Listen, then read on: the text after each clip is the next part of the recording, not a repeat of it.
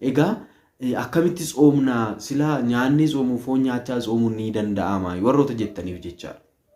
Egaa asirratti wantoota laman siniin jechuu barbaada. Inni tokkoffaani waan taane keessatti bakka rakkina guddaa gadadoo guddaa keessa kan jirtan qormaata guddaa keessa kan jirtan obboloonni keenya tsoomuu osoo dandeessanii bakki isin hojjettan isin dirqisiisanii akka isin hin tsoomne yoo isin taasisanii egaa waan gochuu dandeessan hin jiru. Nu caala waaqni inni samiirraa ni beeka jechaadha. Waaqni inni samii sirriitti beeka keessa keessan haalatti isin jirtan.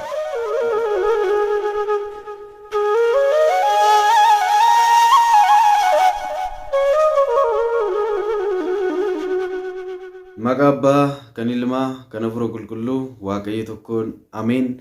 Kabajamtoota maatiiwwan Waaqayyoo ijoolleen haadha keenyaa qulqulleettii Dubroo Maariyaam hundumti keessan kiristaanonni lafa jirtan maraatti nageenyi Waaqayyo isiniif haa baay'atu.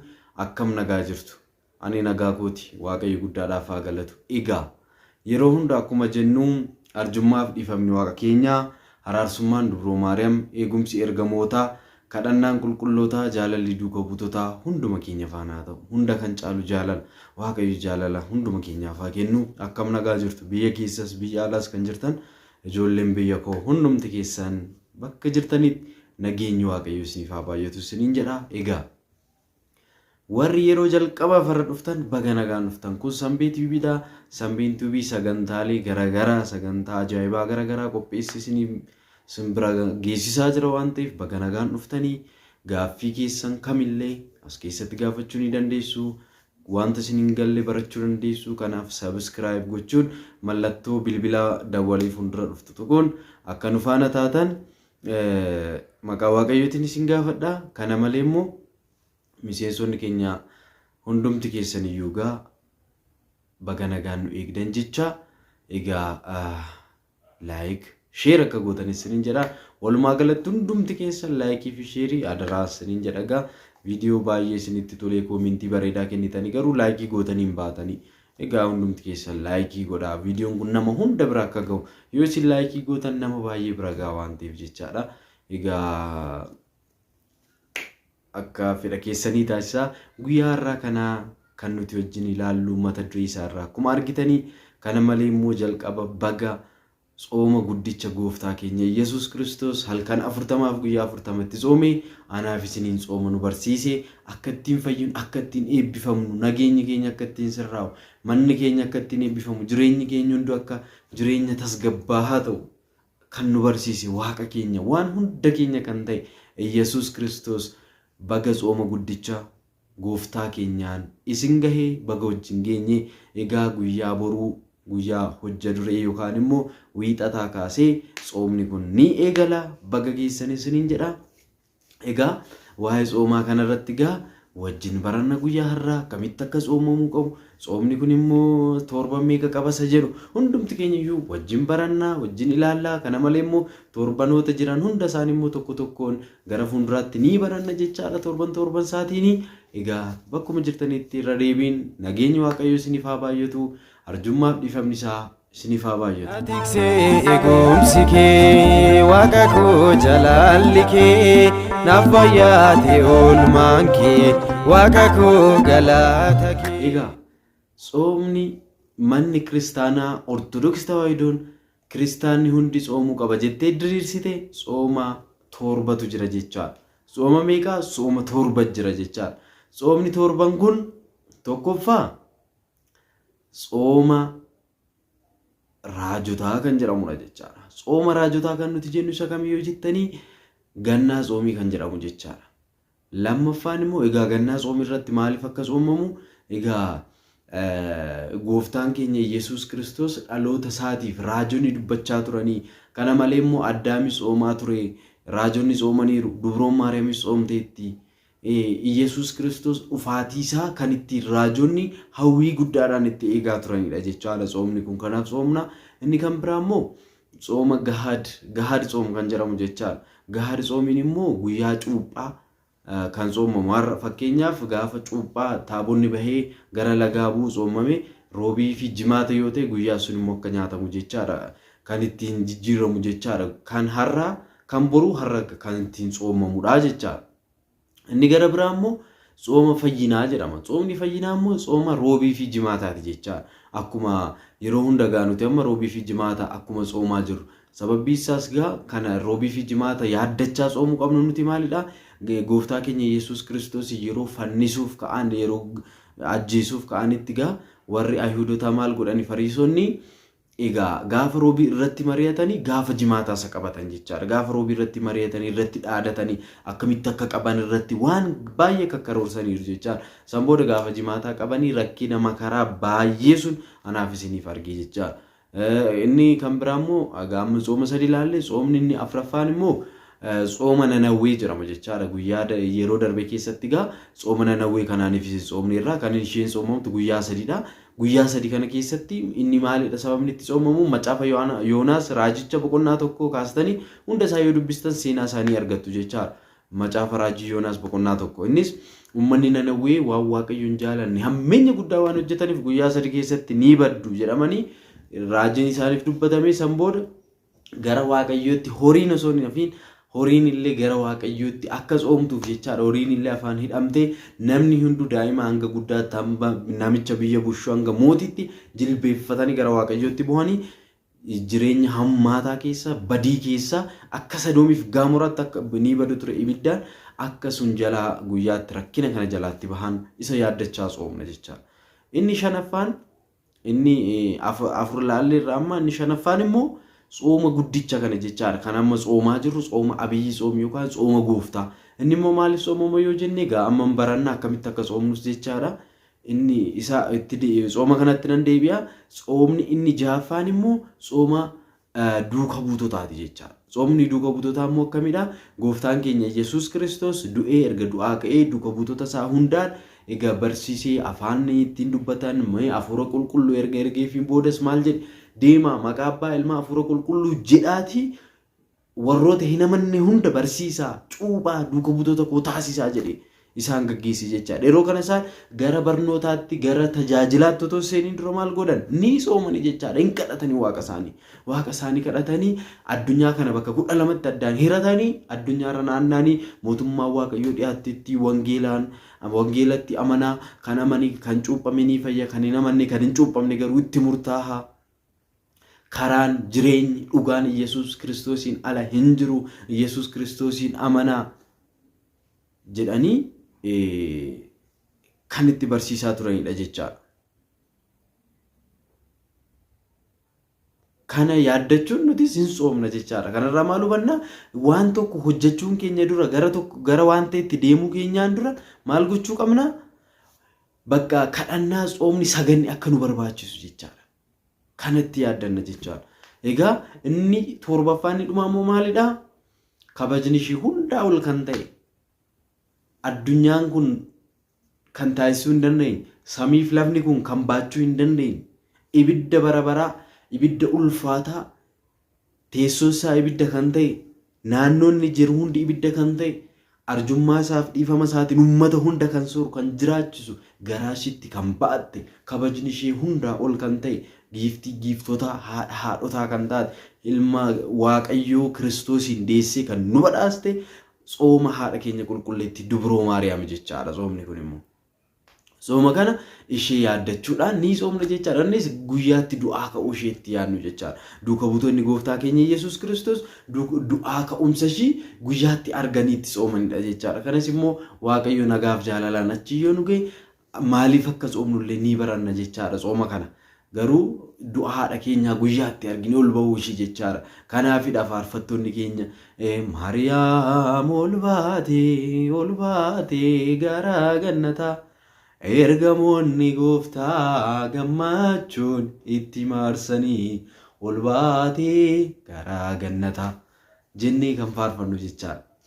Gara ergamoonni ililleedhaan gammachuudhaan egaa yeroo kana jennu namoota tokkotti akkuma kanaan dura jedhe oduu durii wayitti fakkaachuu danda'a maatii Kiristoos. Nuti garuu itti amanna kanatti hafuurri qulqulluu waan nu beeksiseef itti amanna ni fudhanna. Warroonni hafuurri qulqulluun laphee isaanii hin banne immoo si falmu jechaadha dhufanii nu falmu. Kanaaf haati keenya ol baateetti akka ilma ishii du'aa kaatee mirga ilma ishii jirtii anaaf isiniif immoo ni kadhatti nu araarsiti jechaadha. Kabajni ulfinni haala keenya dubroo maaramiif haa ta'u.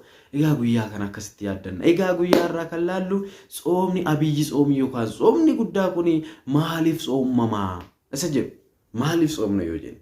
Egaa gooftaan keenya Yesuus Kiristoos wangeela Maatiyuus boqonnaa 4 irratti gaa nu barsiiseera waa'ee tsoomaa jechaadha. Tsooma kana keessatti qormaanni hedduun isa mudateera jechaadha. Seexanni isa qoree asiif achi deemee isa qoraa ture. Qorumsa kana keessa darbee danda'ee jechaadha. Garuu waaqa ta'ee foon uffate suniin qoramaa ture jechaadha. Waaqni akkamitti qorama, waaqni akkamitti beelaa, waaqni akkamitti dheebota, waaqni akkamitti garafama, waaqni akkamitti fannifama jechuu dandeessu. Amma fakkeenyaaf karaa amantaa musliimaa waaqa argatee akkamitti du'aa jedhu, akkamitti fannifamaa, akkamitti garafamaa jedhu. Foon uffate suniin nu fakkaate namoota uume kana nuun ijoollee isaa jaalate, ijoollee isaa kana nu fakkaate foon keenya foon isa tuffatamaa kana uffate isa aniifis foon uffannee kanaan cubbuu hojjechaa jiru. Cubbuu rifeensa mataa keenya caala baay'eetu kana hojjechaa jiru. Foon jibbisiisaa kana uffate anaaf isin gidduu cubburraan kanafe waan hunda hojjechaa jireenya nuti jiraannu gadi jiraachaa gooftaan keenya Yesuus Kiristoos fakkeenya guddaa nuuf ta'e. Kanaaf tsooma kana nutis isarraa barannee gara isaatti akka iyyannu gara isaatti akka boonyuuf rakkinni gadadoon garagaraa bu'aa bahiin hedduu yoo nu qunname tsoomaan gara isaatti akka boonyuuf yaa Waaqayyooti nu faana ta'ii tsooma keenya fudhu biyya keenya eegi jennee amantaa keenya eegi maatii keenya eegi jennee akka kadhannuuf tsooma kana nu barsiise jechaa malee eenyuuf tsooma eenyu kadhata inni Waaqadha. Kanaafiyyuu maatii Kiristoos tsooma ganagaa kan nuti itti tsoomnu gooftaan keenya Yesuus Kiristoos gadaama Qorontos bakka jedhamutti guyyaa 40 fi halkan 40 nu tsoome tsooma nu barsiise jechaadha. Ani inni hojjete garuu kan nuti tsoomnu guyyaa 55 jechaadha. Guyyaa 55 kan ta'e tokkoffaa Qidaamee fi Sanbanni itti dabalamee lammaffaan immoo gaa tsooma amma fakkeenyaaf gara biyya Giriik fa'aa yoo ilaalle tsooma guddicha kana amma isaan kan isaan jalqabanii torban achaanuu fa'aa kaasanii kan jalqaban jiru. Torban kana gidduu wantoota foon gabbisan nyaatanii turu jechaadha. Namoonni gara biyya Giriik Ortodoksonni Giriik jechaadha. Egaa siinodoosiin keenya amantaa tokko hordofniyyuu siinodoosiin keenya yookaan immoo dambiin ittiin bulmaataa keenyas tokko miti waan ta'eef haala kanaan kan tsoomanis ni jiru jechaadha. Kanaaf kan nuti tsoomnu immoo kan nuti yaaddachaa tsoomnu guyyaa gooftaan keenya Yesuus Kiristoos rakkina gadadoo garagaraa nuuf argee anaaf isiniif jecha itti fannifame sun itti garafame itti du'ee du'aa ka'e sun yaaddachaa yaa Waaqayyo nu maari kiraalaayisoon jennee guyyaatti kadhannu. Kiraalaayisoon jechuun maaloo nu maari maaloo nu fayyisi jechuudha. Kanaaf kana jenneeti jechaadha kan tsoomnu. Tsoomni kun torbanoota 8 qaba jechaadha. Egaa torbanoota 8 kan ammoo kan itti moggaase hayyuu biyya Itoophiyaa hayyicha biyya keenyaa kan ta'e hayyuu qulqullicha Yaareed jechaadha. Egaa jalqaba sanbanni inni tokkoffaa maal jedhama? Zawaradee jedhama yookaan gadi bu'uu jechaadha. Kana malee immoo Hirqaalisin jedhama. Hirqaal kan inni jedhamu immoo namicha Hirqaaliyoos jedhamu tokkotu jira. Isaaf jecha uummanni Israa'el guyyaatti tsoomanidha jechaadha. Haala kanaanis kan barsiisan ni jiru jechaadha.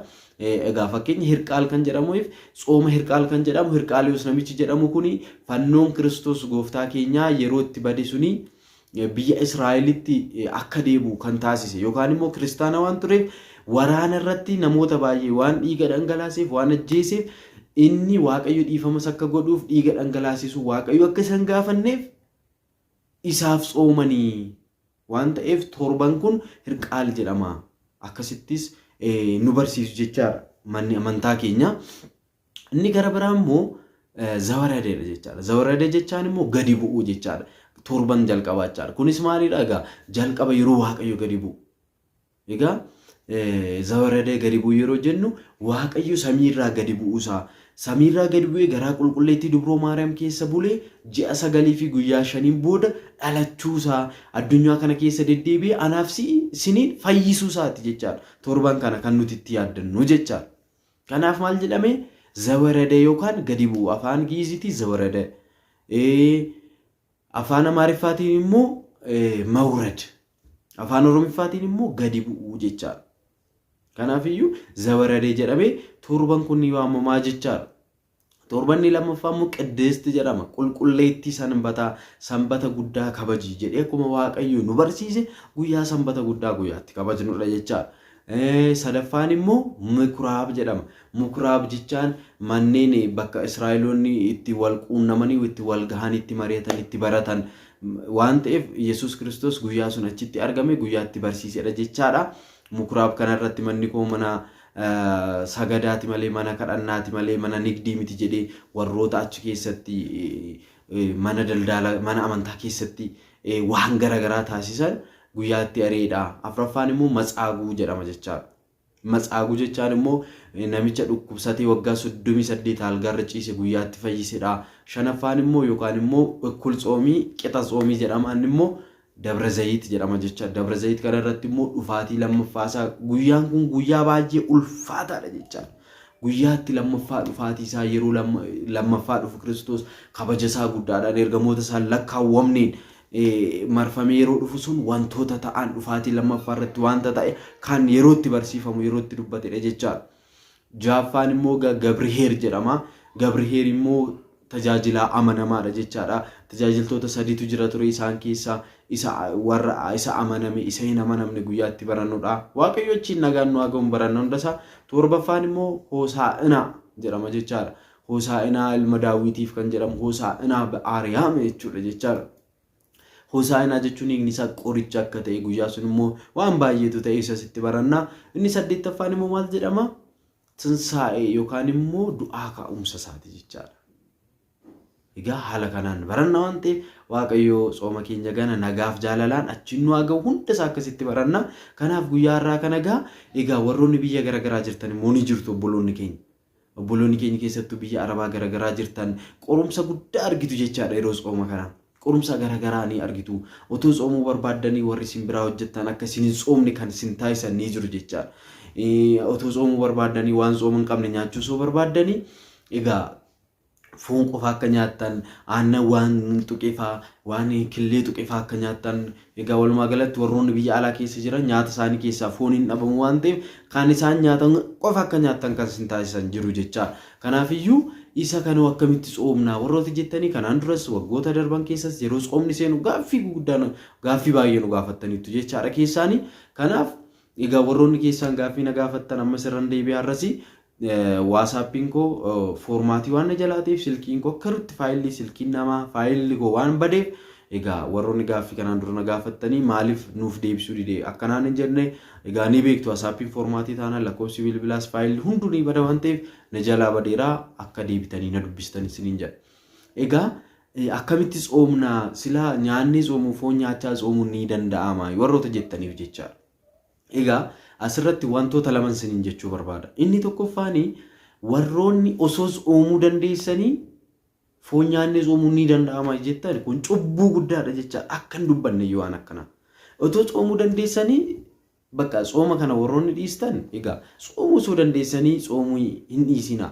Tsoomiin kun yaa'ugaa foormiidhuma guutuudhaaf jennee malee tsoomiin hin ta'u biyya kanaatti hundumti keenya tsoomaan jiru. Kanaan duras dubbadhee dumbulloo tsoomaan jiru. Nama arrabsaa, nama nyaachaa, nama hamachaa, hammeenya yaadaa, cubbuu hojjechaa tsoomiin hin jiru.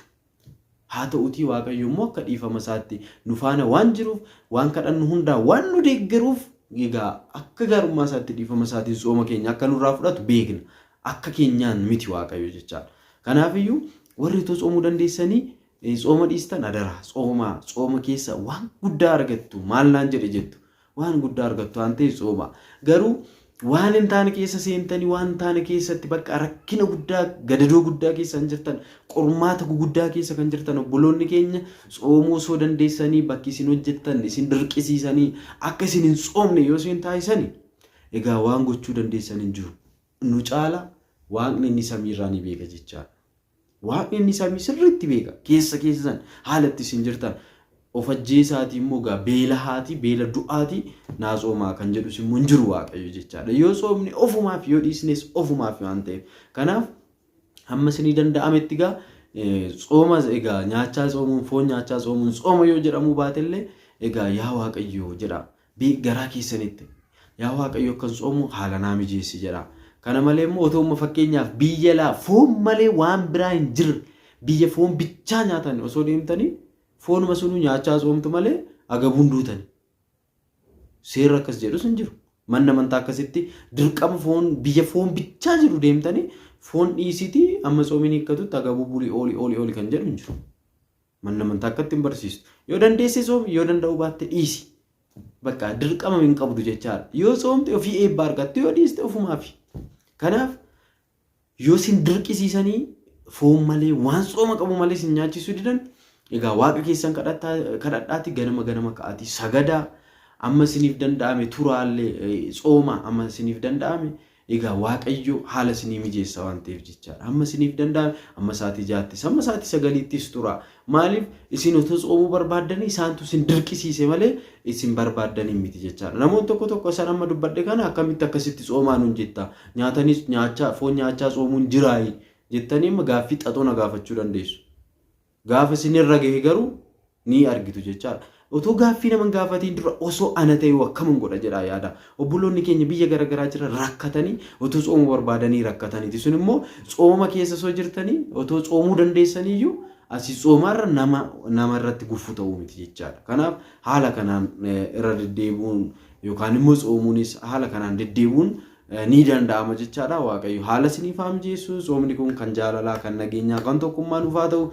Waaqayyo sooma kanaan biyya keenya nagaa nuuf haa godhu. Uummanni keenya nagaa haa ta'u. Warroonni mana hidhaa garaagaraatti dararaman ijoolleen biyya keenya nagaan achi bahanii gara biyya isaaniitti haa galanii biyya keessattis bakka garaagaraatti rakkinaa dhibeedhaan hidhaadhaan bakka garaagaraatti kan rakkatan waaqayyo bilisa nuuf haa baasu. Anas isinis waaqayyo bakka jirutti nu eegu nagaa ta'a Dubroon Maariyaam nu faana taatu nu haa jajjabeessitu. Sooma gaarii isiniif haa ta'u kan nu barsiise kan nu gorse. Waaqni abboota keenyaa maqaa isaa kan kabajameef kan ulfaate nuuf haa ta'u nagaa ta'a. Gaaffii qabdan kamiyyuu na gaafachuu dandeessu. Egaa maqaa waaqayyootiin isin gaafadheera. Egaa maqaa waaqayyootiin isin jedhee hin dhiisinaa.